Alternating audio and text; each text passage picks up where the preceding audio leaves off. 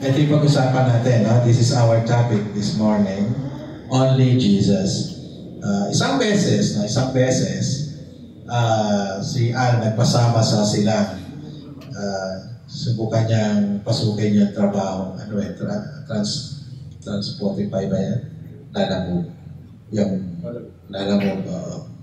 Tapos may nag-book sa kanya sa silang. Sabi, sige, samahan kita. Medyo kabisado ko silang. So, punta kami sa isang lugar. At tinignan namin, laki bahay.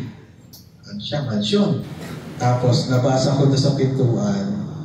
Church yan ng yung Shincheonji. Ano yan? At pag nakita nyo, yung New Heaven and New Earth. Yeah, pag narinig nyo yun, marami silang pakulo para makapang-akit. Laki. Tapos pagdating doon, yung isang miyembro, sabi niya, parang kilala ko kayo. Sabi mo, sorry, hindi kita mamukhaan. Pero nakilala ko kayo. Dati ba kayo nagpipreach sa isang church sa Medasma? Sabi ko, oo. Doon pa ako dati dumadalo. Sabi niya. Tapos ngayon, miyembro na siya nung Shincheonji. Korean cult siya. It's a cult. At ang kanilang Jesus, yung pastor nila. Yun ang Jesus nila. At isang beses, nanood ako ng YouTube, nakita ko, isa ng palalinya nila, isa ng pinanggalingan ng kulto na yun, nagsanga-sanga lang. At lahat sila, nag-aangkin na Jesus sila. So, mag-ingat tayo dahil sa Facebook, sila, no? Din kayo mag-aral ng Bible School, din kayo pumunta ng Korea, minsan kahit pa nila English study, parang ganon, language study, pero sa likod doon ay yung grupo doon, yung New Heaven and New Earth. No? Alam nyo, tingnan natin to. Different people have also different views about the Lord Jesus Christ. It's either they will claim that sila ang Jesus, no? Para si Kipuloy at marami pa. Nag-claim sila yung Jesus. Or, ibaba nila si Jesus. Si Jesus ay hindi Diyos. Something like that. Ang INC and itong Jehovah's Witnesses, no? Yung isang church natin sa Batangas, no? Pinapasok ng Jehovah. May pinuntahan nila Pastor. Ni-rescue nila Pastor Ruel. Dahil yung sa pamilya, inaalok nung principal sa school na isang Jehovah. Sa Jehovah, si Jesus ay isang mababang uring Diyos. Diyos siya, pero mababang uri. So, iba-iba pananaw. Pero alam nyo, itong Christological heresy, medyo theology yung topic natin ngayon.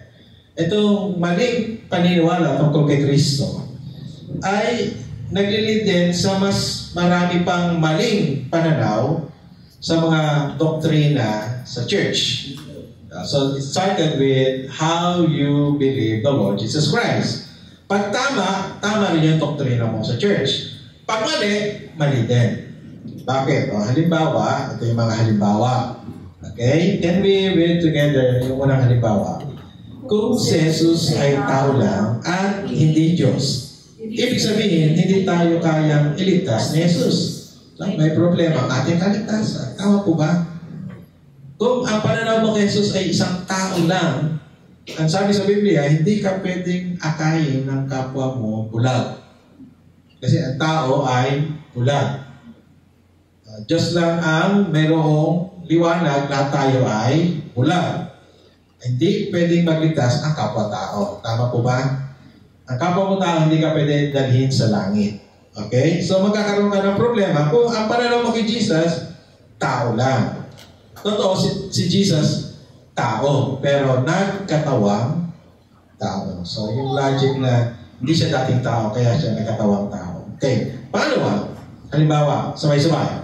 Kung si Jesus ay Diyos lang, at hindi nagkatawang tao, ibig sabihin ay walang totoong sakripisyo doon sa krus, at walang totoong pagtubos sa atin para sa ating kaligtasan. Kung hindi siya totoong naging tao, nagkunwari lang siya. So, nagkunwari lang din siya sa krus.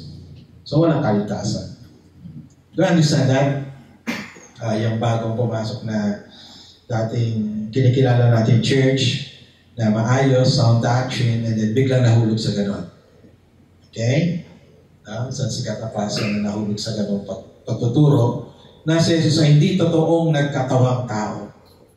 Okay? Siya ay nagkunwari lang sa kanyang sakripisyo. So may problema pa rin sa ating kaligtasan. Hindi ibig sabihin, kung mali pananaw mo kay Jesus, mali rin pananaw mo sa ibang doktrina. Naintindihan natin? So ano pananaw dapat natin? Ito yung dapat na pananaw natin. Picturean nyo para alam nyo yung ating tinatayuan patungkol sa Panginoong Jesucristo. Okay, sabay-sabay. Ang tamang doktrina tungkol sa Panginoong Jesus ay siya ay 100% tao, no? Tunay ang kanyang pagtubos sa atin. Can you say amen? Amen. Yung sakripisyo is a real event. It's a real experience, no? Ito'y totoo. At sabay-sabay, 100% na Diyos lang ang pwede magligtas sa atin. Sama na sa amen. Amen.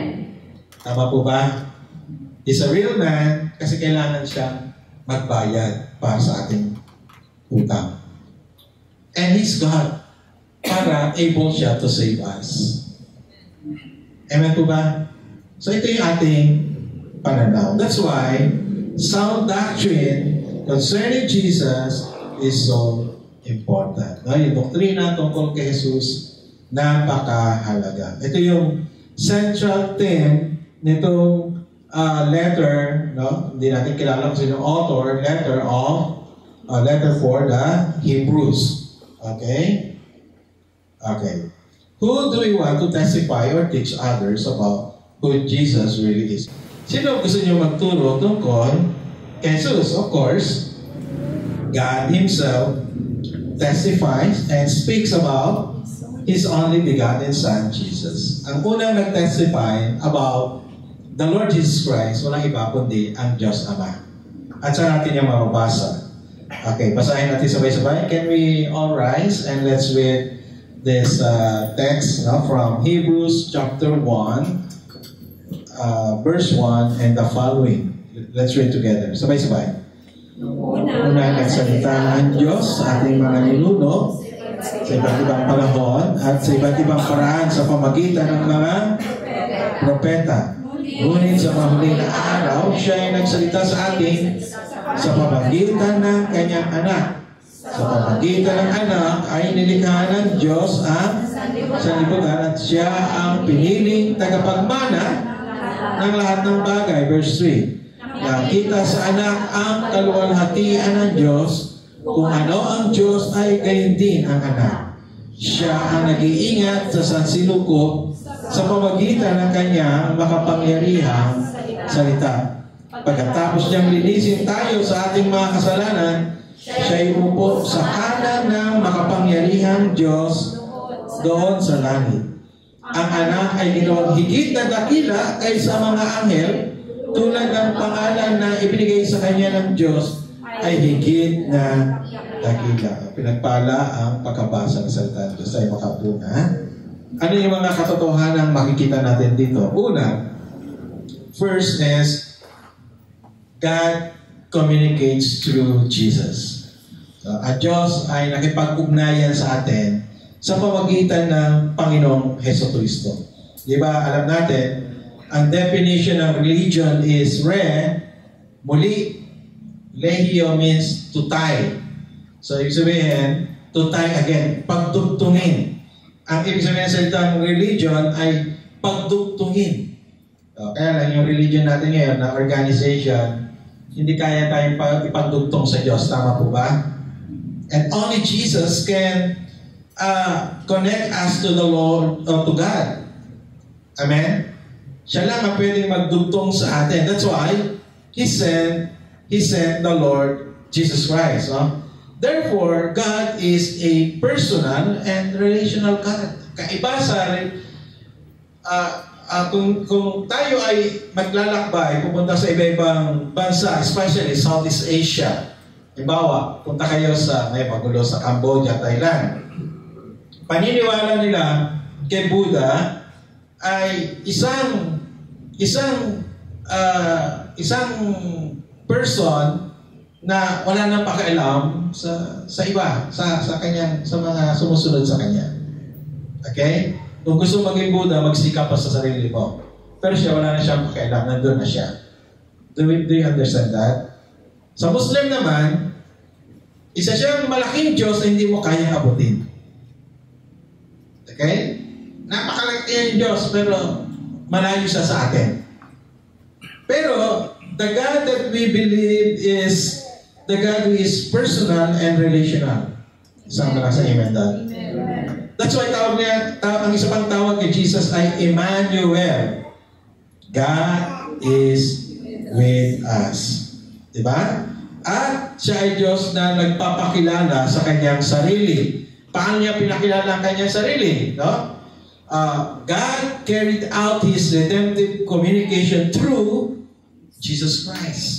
Paano niya pinakilala sarili niya? Sa pamagitan ng Panginoong Hesus Kristo. Okay? Nakilala natin ang Diyos kasi nga dahil sa kasalanan tayo ay nabulag. Dahil sa kasalanan hindi natin makilala ang Diyos. Dahil sa kasalanan hindi natin makasalamuha ang Diyos. So, ang Diyos na gumawa ng kaparaanan para makilala natin siya at yun ay sa pamagitan ng Panginoong Hesus Kristo. Isang malakas na amen po. Di po ba? Hebreo 1:1, sabi gano'n, yung kulay dilaw, unang kulay dilaw, sabihin natin, nagsalita ang Diyos sa iba't ibang panahon, sa iba't ibang, sabi gano'n sa Hebreo 1:1, ang Diyos ay nakipag-communicate. Ang Diyos ay nakipag-communicate sa tao. Pag nag-aaway ang mag-asawa at matataas ang pride, ayaw mag-usap. Tama, no? Ayaw mag-usap. Kahit hindi na mag-asawa, kahit sa magulang, anak, kapatid-kapatid, ayaw mag-usap. But God is different. God is different. Nagkasala sa Adan, Eva, pinuntay niya. Nakipag-usap siya. That's our God. Amen? Paano ma-resolve ang problema? Through communication. At pinilit ng Diyos na makipag-usap sa atin, sa makasalanang tao, sa iba't ibang panahon, no? Sa human history, gumawa siya ng maraming kaparaanan to communicate to us. Wow. Because He loves us. Sa iba't ibang paraan, sa pamagitan ng anghel, panaginip, di ba? Lahat ng parang ginawa ng Diyos, pero hindi sapat. Kaya, verse 2, ito, basahin natin sabay-sabay. Verse 2, yung kulay dilaw lang din, sabay-sabay. Siya'y nagsalita sa atin sa pamagitan ng kanyang anak. Sa malakas na amen. Amen. Hindi sapat yung ibang paraan. So, huling paraan sa pamagitan ng Panginoong Hesus Kristo. Amen? Kaya ano tinanggap natin si Jesus sa buhay natin? Masaya. Bakit ka masaya? Dahil alam mo, ano ka na, kaibigan ka na ng Diyos. Amen po ba? May sayang dulot dahil kaibigan ka na ng Diyos. At first, God communicated in various ways so that we might know Him, pero hindi enough. That was not enough. No? That's why He sent His Son to earth to reveal Himself to us fully. No? Magpakilala siya sa atin ng lubos sa pamagitan ng anak. At yung mabasa sa verse 3. Sabi gano'n, yung kulay dilaw lang. Sige nga po, basahin natin yung kulay dilaw lang. Sabay-sabay. Nakikita sa anak ang kalwalhatian ng Diyos. Kung ano ang Diyos, ay gayon din ang anak. God is an invisible God. Tama po ba? God is spirit. Tama po ba? Para sa tao, hindi natin makikita siya. Hindi natin siya makikilala ng lubos sa pamagitan ng ating mga mata lang. Because He is spirit. Pero gumawa siya ng paraan para makilala natin siya ng lubos sa pamagitan ng anak. Kung ano ang Diyos, ay gayon din ang anak. Amen po ba? Hebrews 1:3a sa The Message. Ito mas mababasa natin. Yung buong buong verse na basahin natin. Sabay-sabay. This Son perfectly mirrors God and is stamped with God's nature. He holds everything together by what He says, Powerful words, sabi ni Eugene Peterson. Si Eugene Peterson na sumulat ng version na ito ng Bible. Sabi nga rin, especially yung unang linya, Son perfectly mirrors God. Hindi kaunti lang, hindi 85% lang magkamukha. Hindi 90% lang kahawig ang Diyos. Hindi lang 99% na kahawig ang Diyos niya, 100%.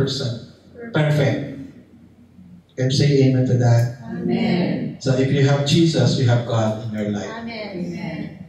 Amen po ba? God fully communicated His message of salvation, the restoration of our relationship with Him. Yan ang ibig sabihin ng salvation. Salvation means na-restore na yung relationship natin sa Lord. Amen. Kaya lagi natin sasabi, hindi religion, but relationship. Amen? Hindi ang city of hope. Okay? But your relationship with God. Kahit maging miyembro kayo rito, wala kang relasyon sa Diyos, that's nothing. Wala halaga yun. Tama po ba? Ang mahalaga, you have relationship with Him through the Lord Jesus Christ. To the Lord Jesus Christ, the Word who became flesh. Hebrews 10:10 said, at basahin natin muli sabay-sabay from the message to, sabay-sabay. God's way by which we are made fit for God by the once for all sacrifice of Jesus. Sabi nga na, we are made fit for God through the Lord Jesus Christ. Amen? Paano ka naging maayos sa Diyos? By your own effort? No. By religion? No.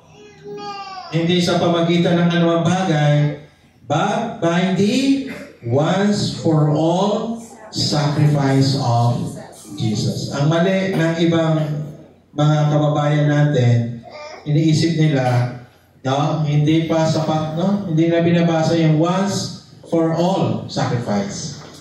Ang ginagawa nila, nagdadagdag pa sila ng iba pang sakripisyo. Di mo ba? Saktan yung sarili, iba nga, nagpapapako pa. Insulto yan sa Diyos. Kasi ang Diyos ay nabigay na ng once for all. At yun ay sapat na. Amen po ba? Amen. Sapat na. Pangalawang katotohanan na makikita natin dito is God glorifies Jesus. Talagang God is a generous giver. Not to anyone, but to Himself. Kasi hindi niya pwedeng ibigay ito sa iba. Tingnan niyo, there is one thing that God cannot give. Merong bagay na hindi pwedeng ibigay niya sa iba. And that is His glory. Tama po ba? Hindi siya pwede magbigay ng kaluwalhatian sa iba. Pero ibinigay niya kay Jesus. Walang problema because the Father and the Son is one. Siya rin yun. Okay? That's how He revealed Himself to us. God is so great. And you cannot put God in a box and pag-aralan siya. It's beyond our intelligence. Hello? Itang AI, di siya maintindihan. Do we understand that? So, hindi niya pwedeng ibigay ito sa iba. Sa kanya rin. Kapag in-exalt niya yung kanyang anak, siya rin yun. Because God is one. Hebrews 1:3 said, basahin mo rin natin kung hindi lang sabay-sabay. Nakikita sa anak ang kaluwalhatian ng Diyos. Kung ano ang Diyos ay gayon din ang anak. Pagkatapos niyang linisin tayo sa ating mga kasalanan, again yung kulay dilaw, sabay-sabay tayo. Siya'y umupo sa kanan ng makapangyarihan doon sa langit.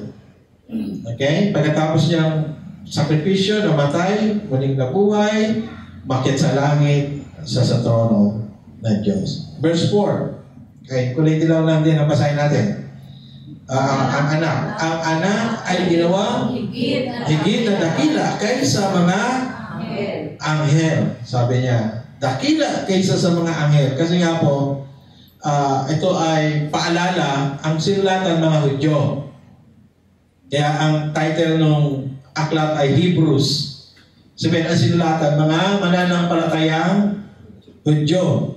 At itong mga Jewish believers, galing sila sa practice na meron silang practice na nag-worship sa anghel.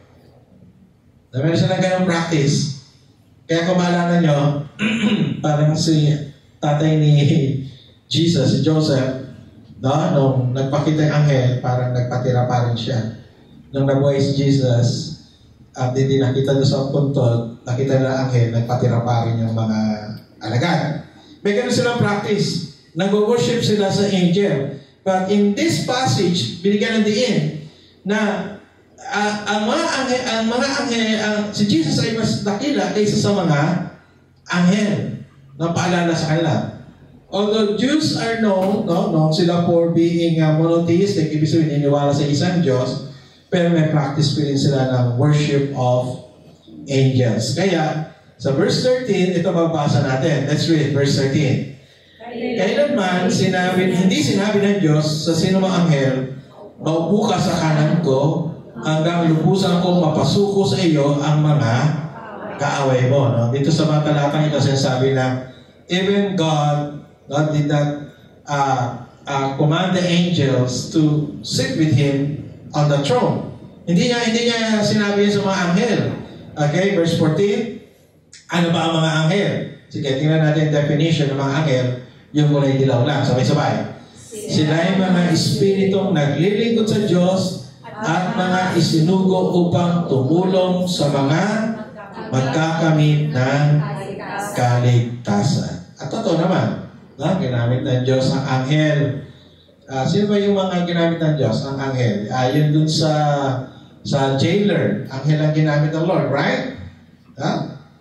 Si Cornelius ata ay angel din, no? So, ibig sabihin, ginagamit sila para lang maligtas yung iba.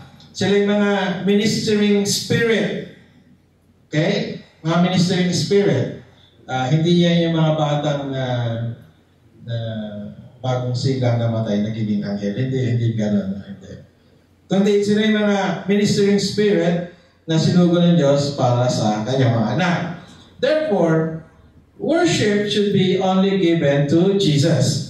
No? As God the Father exalted Him and not to the angels who are ministering spirits. Yun yung pinaglalaban dito ng author na ang pagsamba kay Jesus lang at hindi sa mga anghel.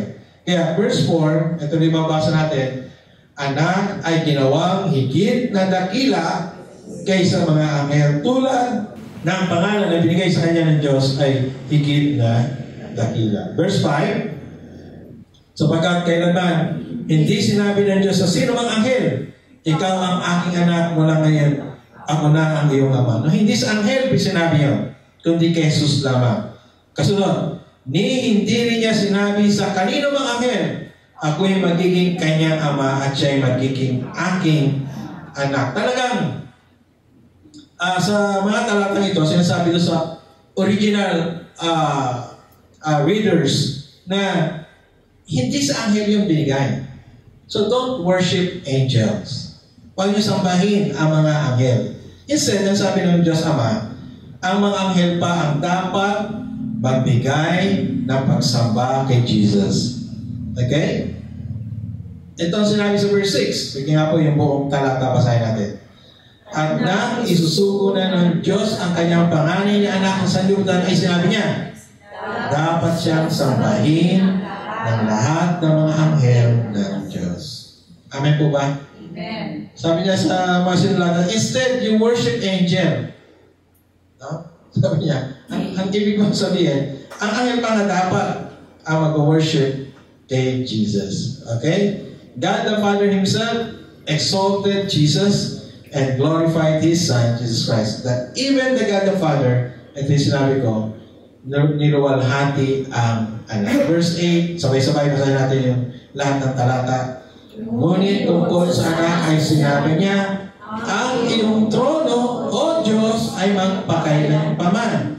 Ikaw ay maghahalin may diba? The Lord Himself, God Himself, God the Father Himself, Sabi niya, ang iyong trono, O Diyos, sabi niya sa anak, ang iyong trono, O Diyos, ay magpakailanman. Okay? Sana mabasa ito ng mga hindi naniniwala sa pagka-Diyos ni Jesus. Even the Father said, ang iyong trono, no? Aking anak, O Diyos, magpakailanman. And sinasabi niya rin yun sa kanyang sarili because God is one. Ang Diyos ay iisa. Verse 9, sabay-sabay. Katarungan, iyong mahal, sa masabay na mumuhi, kaya naman ang iyong Diyos, tanging ikaw ang pinili, higit sa sinumang hari, kagalakang natatangin. No?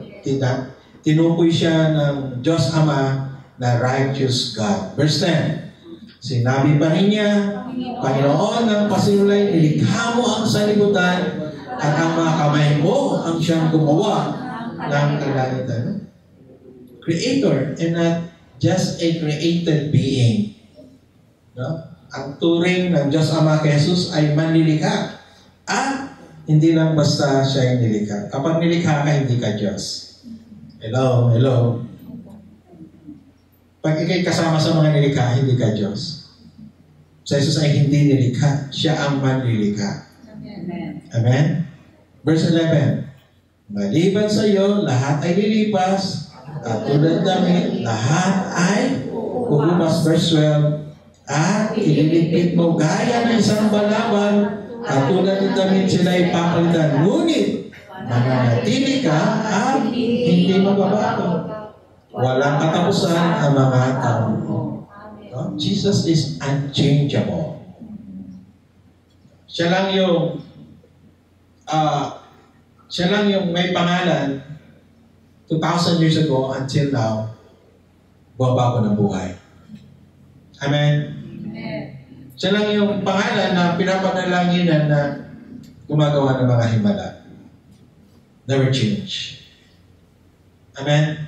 Di siya nababago. Kaya po, Jesus deserves our worship. Amen. Hindi binibigay kanino man. No, may mga nag-aakit sila ang Diyos, sila ang Jesus. No. Okay?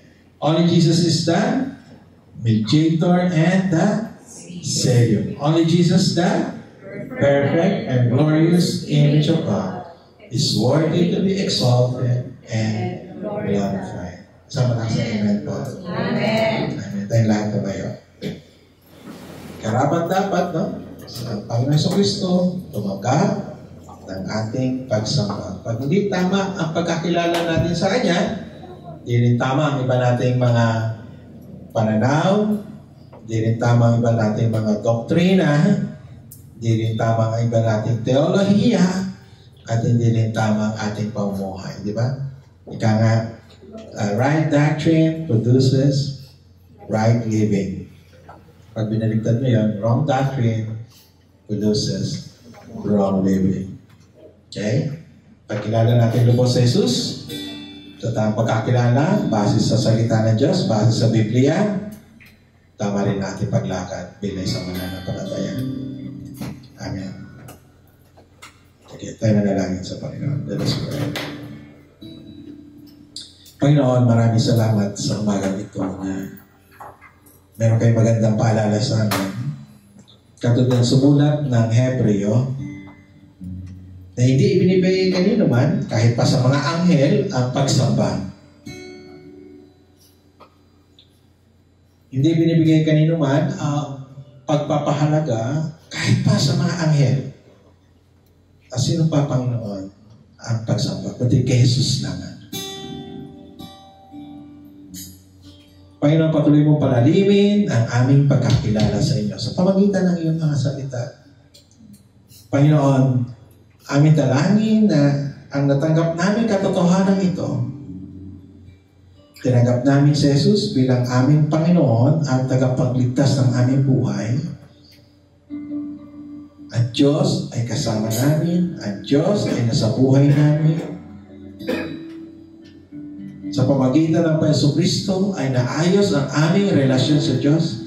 Dati kami ay mga kaaway mo, pero ngayon kami ay mga kaibigan mo na dahil sa Panginoon Jesucristo. Hindi na ang aming karumihan, hindi na ang aming pagkakasala, pagiging rebelde ang nakikita mo, kundi ang katuwiran ni Jesus ang siyang nakikita sa amin. Sapagkat ang sino mang nagpag-isa sa Panginoon Kristo ay isang bagong nilalang. Wala nang dating pagkatao, kundi siya'y bago na. Because of the Lord Jesus Christ. Panginoon, salamat po. Utang namin sa inyo lahat ng bagay. Kami mananampalataya ngayon nagtatamasa ng buhay na ganap, life with meaning, life with value, because of the Lord Jesus Christ. And may we continue to submit ourselves to you. Patuloy namin isuko ang buhay na ito sa iyo. Sapagkat hiwalay sa iyo, Panginoon, walang direksyon ang buhay na ito. Walang halaga ang buhay na ito. Walang kasiguruhan ang buhay na ito. Thank you, Jesus. Dahil hindi nyo hinintay na gumawa pa kami ng maraming tower of vapor to reach you in your place. Kayo na mismo ang kusang lumapit sa amin. Kayo ang kusang nakipag-communicate sa amin. Kayo, Panginoon, you initiate, Lord God. You take this initiative, Lord, na makipag-ayos sa amin. Dahil hindi namin kaya, Panginoon. At kayo ang nagsakripisyo para sa amin. Kayo ang nagbayad na hindi namin mabayaran. Kayo nag-provide na pambayad dahil hindi namin kaya mag-provide. Thank you, Lord. Thank you for this rich doctrine about you. You are 100% man dahil nagkatawang tao kayo. And 100% God because only you can save us. Kayo lang pwede magligtas sa amin. Salamat po, Panginoon. Pagpalain ng bawat isa sa iyong pamuhay, lagi meron kami assurance, meron kami kasiguruhan because we have God in our life. May Diyos kami sa aming buhay. Pagpalain bawat isa sa amin, Panginoon, mga kapatid na nasa banig ng karamdaman, abutin mo sila ng iyong makapangyarihang kamay. Si Yana, in the name of Jesus, gumaling sa kanyang fever. Sa Sister Noemi, Jesus' name, makasama na namin sa pagsamba. Lubos sa kagalingan sa kanya. Mga kapatiran namin na senior citizen, as we celebrate, Lord God, ang grandparents week, Lord, may your blessing be with them. Pagpalain, palakasin sila, palusugin, Panginoon. Patuloy na maging gabay, hindi lang sa buhay dito sa lupa, kayo po sa kanilang spiritual life, maging guide sila sa mga anak at apo. Pagpalain mo rin, Panginoon, si Sister LB, Lord, kalakasan, kalusugan, in the name of Jesus. At ang iba pa, Panginoon, na may karamdaman na hindi nabanggit, Panginoon, iyong pagagalingin sila. Dalayan din mga kapatiran sa ibang bansa, hindi namin sila kayang isa-isahin, Lord God. But you know their situation right now, and in the name of Jesus, huwag niyo sila pagkulangin sa lahat nilang pangangailangan. Iingatan sila at sasamahan, Panginoon, at bibigyan ng kaaliwan sa panahon sila'y nalulumbay at namimiss ang kalamang-mahal sa buhay. Huwag niyo sila pagkukulangin sa lahat ng pangangailangan, Panginoon. O Diyos, salamat din sa mga mission partners namin dito at sa abroad. Lord, gantihan mo sila ng maraming pagpapala ang kailangan nila. Patunayan niyo sa kanila, Panginoon, tapat ka.